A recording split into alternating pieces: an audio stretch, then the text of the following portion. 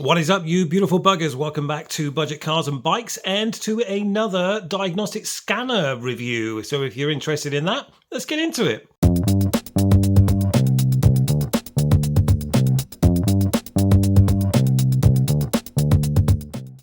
So as I said, guys, today we are going to be taking a look at this brand new from Launch for 2024. Excuse the knife, I'm about to open up the box. As you know, what we do here on the channel is we open it up and I give you warts and all on exactly what you find inside the box. None of this kind of like just get it up and make it look pretty for you. It is a warts and all kind of review. We are looking at the Launch CRP129E Plus, which is a bit of a mouthful.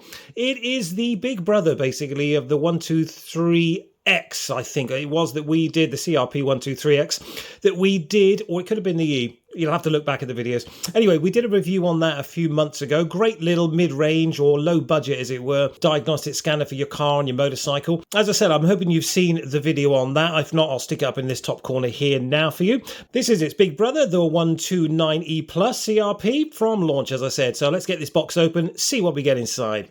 Okay, well, there it is, guys. The CRP, as I said, from Launch.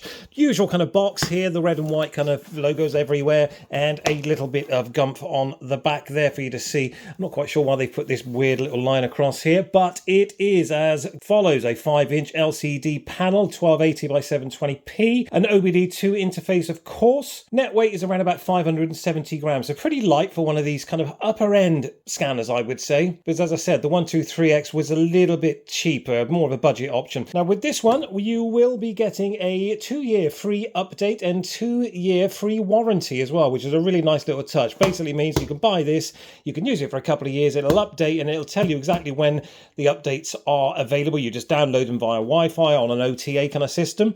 And as I said, 2 years warranty as well. So if anything goes wrong, you send it straight back to Launch. There was a guy asking on the channel, I forget your name, I'm so sorry, about the Kimberlin stuff and saying that Launch, obviously they are part of the Kimberlin brand from what I gather, or is maybe the other way around. But he was saying that he was a bit unsure about the warranty, i.e. would you have to send it back to China? Now, I buy all my stuff from Amazon. I would suggest you do the same. I wouldn't buy anything like this from eBay because you just don't know what you're getting. But if you buy it from Amazon, you get their protection anyway. Obviously, you can just send it back. I've got Amazon Prime, so I buy all my kind of stuff from there. So there's your kind of protection anyway. But as I said, you will be getting 2 years free upgrade. It actually says there free update, but from what I gather from Launch when they emailed me, you get 2 years free warranty, 2 years free update. Right, let's get this box open. Well, not much to say. It's a bit of a flimsy bag. The 123 was a bit of a flimsy bag as well compared to the Kimberlin bags, which are kind of a hard case, as it were. This is just a soft kind of, it's almost like a wash bag, as in, you know, the stuff you put all your sort of toiletries in, as it were, when you go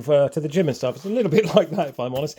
Slightly disappointed with that because there's not a huge amount of protection, as you can see.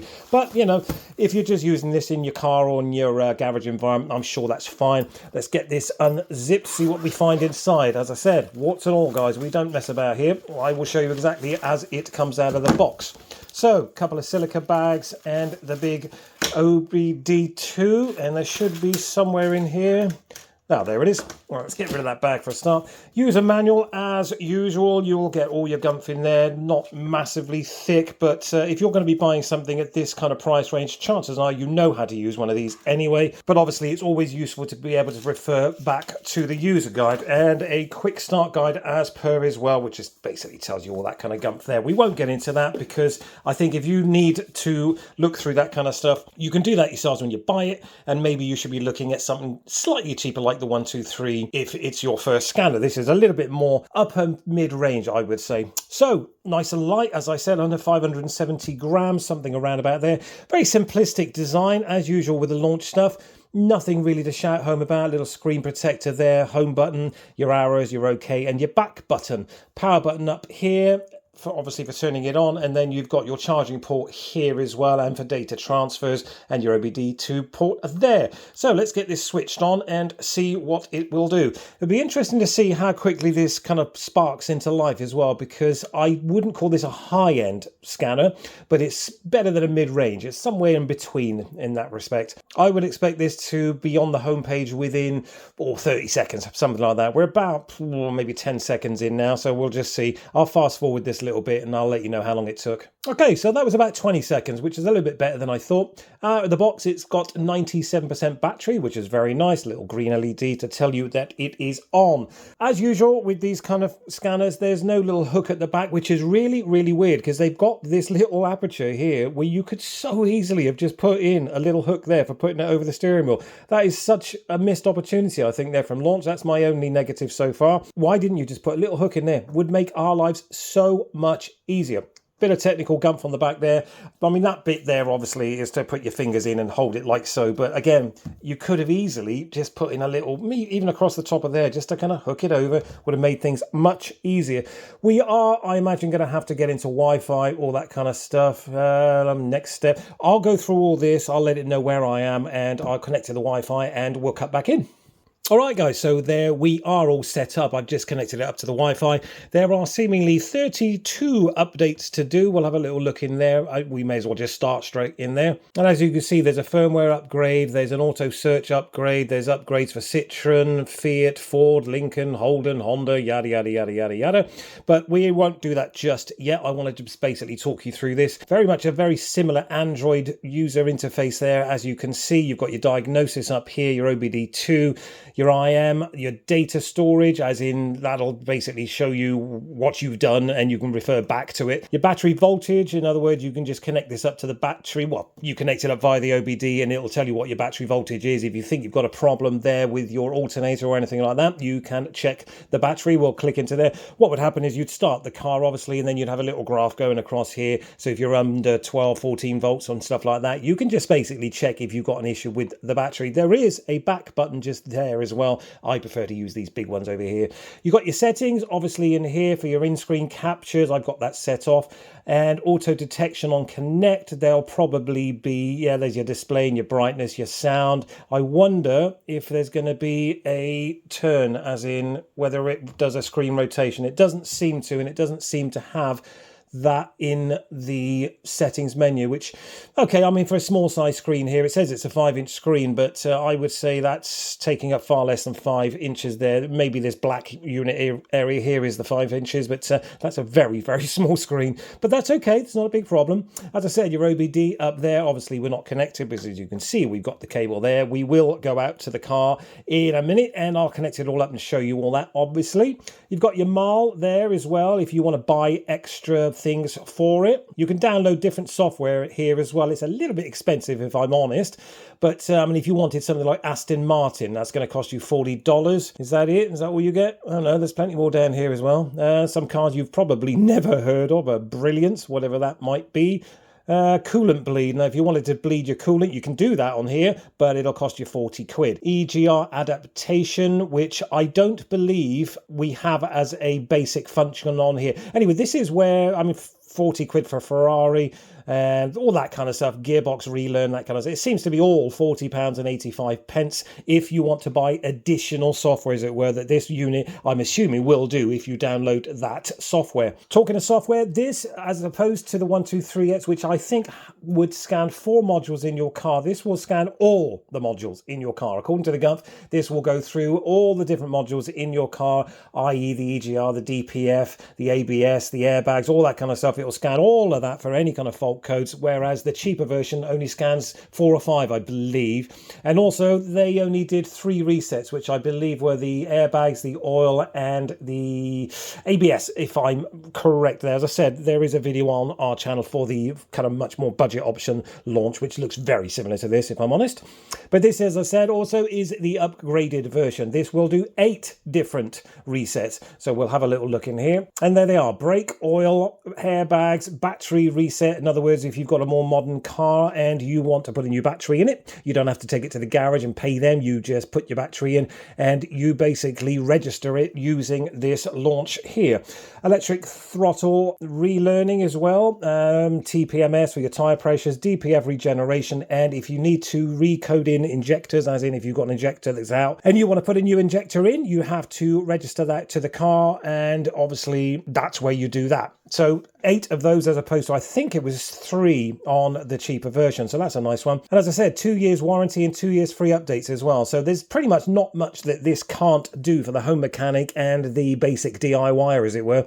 Great to keep in your car and in your workshop as well. I mean, as I said, there's not much this won't do. You don't necessarily have to go out and spend £500, £1,000 on a scanner. As I said, this will do 8 different resets. The most common ones, as in battery, oil. If your service light's on your dash and you want to get it off without having to pay a garage 150 quid for an oil service, you just do the oil service at home, you press the oil reset, like so, and obviously we're not connected to the car, so it won't do very much. We'll have to just go back for a second. I just wanted to quickly show you that. Yes, we want to exit. There we go. Let's get back to the home page for a second. It's all really easy as well and very intuitive here. Back button, home button, okay, and arrows and all that kind of stuff. I mean, you could go across the screen like this if you wanted to, but it is a touch screen, obviously. That is basically the Android user interface there. There's not much else I can tell you until we can start doing some diagnosis. So what we'll do is we'll pop out to the new Nissan Qashqai that I'm hoping you've seen some videos on as well. We've just kind of repaired and restored that. It was a bit of a crashed old banger, and we are now using that as a family car. Great little car.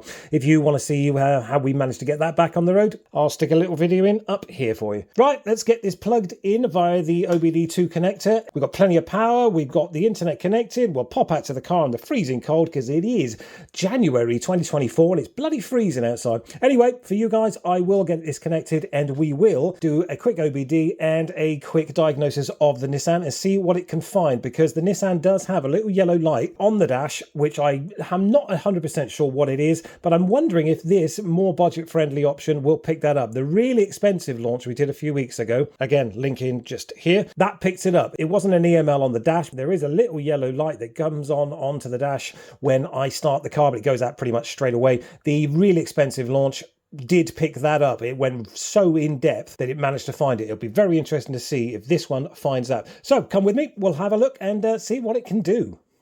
Okay guys, we are in the Nissan Qashqai. I'm hoping you've seen the videos we've done on rebuilding that car there. It's a 2012 which came to us as a salvage car, but that's not what this video is about. But if you're interested in watching some salvage rebuilds, as it were, then I'll stick a couple of links in up here. But we're in the Nissan because that's the only car we've got at the moment. And as you can see, we've got this little yellow light up here. Now that can mean on the Nissan, you've literally got a bulb out, the door's not quite shut, whatever it is. It does go out after a while, and I cannot seemingly work out exactly what the problem is. The other launch we did, the really expensive one, which I think I've already linked in, but if not, I'll stick it in up here or put it in the description. That did pick up a code of 0001, I think it was, which relates to a bad earthing problem somewhere in the car. It's quite a common problem with these Nissans, and I'm going to be really curious to see if this kind of mid to high range scanner, the CRP129E Plus, is going to pick that up as well. But we'll go through the menus and we'll work it out. We'll start off with the OBD there. That's the battery voltage. If we just start up the car ever so quickly, that should, there you go, you can see exactly what happened. It dipped slightly obviously, and then it's gone straight back up there. And as it should be, we were at 12 volts. We are just above 14 volts now with the car actually running, as you can see there, just to prove that.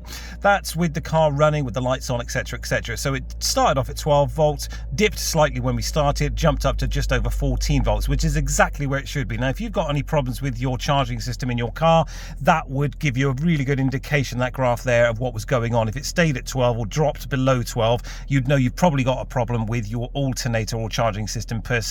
So that's the first part of the OBD. Let's get back out of there. So it's connecting up now. What we've done is we've plugged it in just down there. Your OBD socket obviously will be normally around about there, just underneath the steering wheel, but refer to your owner's manual obviously if you're unsure about that. So it's going to go through all of this now. Meal status is off, and as I said, the yellow light does go off, but it does go on every single time I start the car. So as I said, it's going to be quite interesting to see what it picks up. I'm hoping this camera's in focus. It looks a little bit fuzzy, should we say. Let's do an all protocol scan and see exactly what it comes up with. If it takes a little bit of time, guys, I'll just kind of fast forward through it. So it's matched up with the OBD2 ISO CAN bus protocol. It's failed on all the others, obviously. So I've just cleaned the lens there. It's looking a little bit better. I do apologise about that. Anyway, it's matched up with all of that lot, and it's failed with everything else. It should take us to another menu now. We'll just hit the back button for a second. So let's just press the enter button and see what's going on here. So it looks like here you can actually check the status, the ready status, after you've cleared the codes, which will be quite interesting, because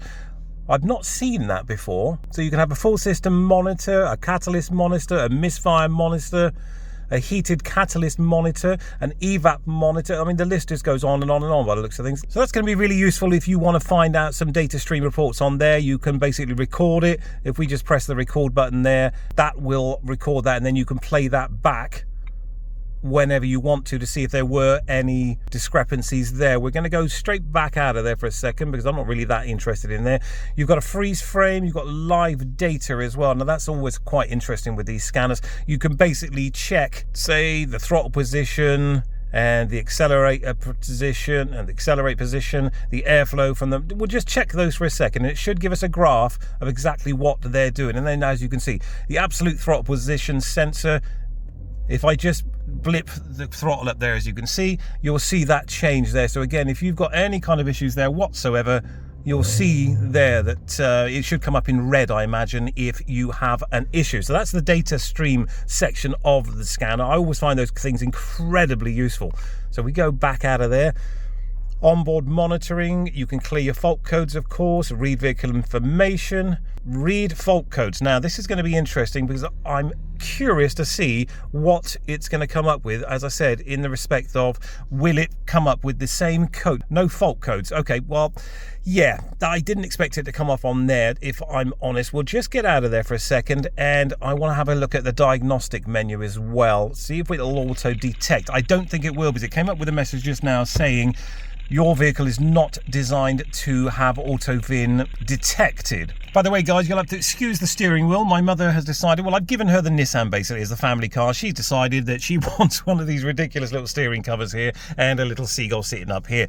Don't judge me. It's her car. We gave it to her so she can do what she likes with it. But as it's the only car here at the moment, it's the only one I can test. Anyway, so it didn't read the VIN, as I didn't think it would. This vehicle does not support. Okay, so we'll just basically skip down to, excuse me, to Nissan, if we can hopefully find that. Does this go in? Yeah. So there's Nissan.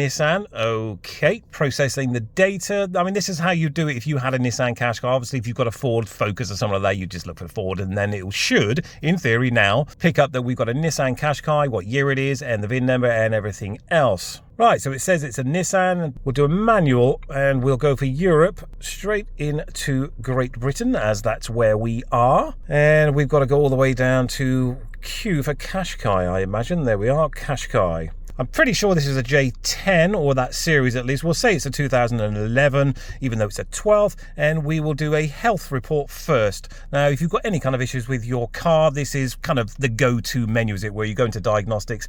Engine, no fault code. We've got a system scan result fault. We've got two faults now, by the looks of it. One with the BCM, that's the body control module, which is probably why that little yellow triangle is coming up. And I think we had the ABS fault code. Now, we should, in theory, be able to clear that, because I'm pretty sure there's nothing wrong with the ABS system on this car. But there is coming up a BCM fault, which is quite interesting, considering there is no EML light on. It's obviously going quite deep into the modules of the car. And as I said, yes, you can get slightly cheaper scanners, but they won't go into all the modules. And as you can see, you've got a headlight leveler, intelligent key, you've got the all-wheel drive or four-wheel drive systems here. It says it's not equipped, but if it was equipped, then obviously it would scan that for you. I do apologise if this is focusing in and out, guys. I'm trying to do this on my phone at the moment, in the car, in the freezing cold in January, so kind of bear with me. Now, ABS. Now, okay, that's fine. That's just a battery and an open circuit. That's not really any kind of problem. I'm going to clear those ever so quickly, because I've got a feeling that's literally just a simple case of low battery voltage. 100%, and we will go back through this, and now it's saying there are no codes. So we've gone back to the main menu as well here for the diagnostic. We'll go back in for another health check and see if any of those codes come back. And obviously we have got the engine still running. And as you know, obviously from a couple of seconds ago, we had an ABS fault, we had a BCM fault. Now we have no faults whatsoever. I'm wondering if that will have gotten rid of that yellow triangle. We'll have a little look in a minute. The health report is, as you can see, going with the progress bar up here. It's still doing its thing from what I can see here. There's no...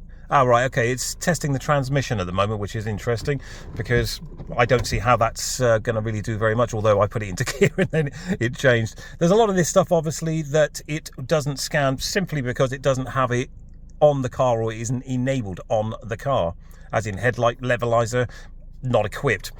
But if it had it, it'd scan it. And as I said, compared to a lot of the cheaper scanners, this really does go well in depth into all the modules that you can buy. Now, if you're a little bit confused about why this is suddenly a 2023, 2024 scanner, and you've seen them, obviously the 129X, which was out 18 months ago. This is the 129E Plus. So it is the updated version. The difference is you get 4 more service packs and it will scan all the modules. And according to the website, it will do 99% of global cars. Okay, so that's it. We have no more fault codes, which is fabulous. Let's get back out of here. Oh, actually, no, I did want to have one last quick look into a system scan just to show you that. Okay, there you go. 38%. It's pretty quick, this scanner, I've got to say, compared to a lot of the kind of 150, 200 quid scanners. This is incredibly quick. I think possibly this is the far more in-depth one. The other one we did, the health report, just goes through the basic modules, and possibly the system scan, which we're doing now, as you can see up here, goes through every single module that this car could possibly have. You can also do a system selection there as well. If you wanted to just scan the engine, the ABS, the BCM, etc., you can just do that. If you know you've got a problem with the BCM, you can just scan into that and find out what's going on. You've got your CAN network diagnostics as well. So that's effectively what happens when you use the diagnostic and the OBD.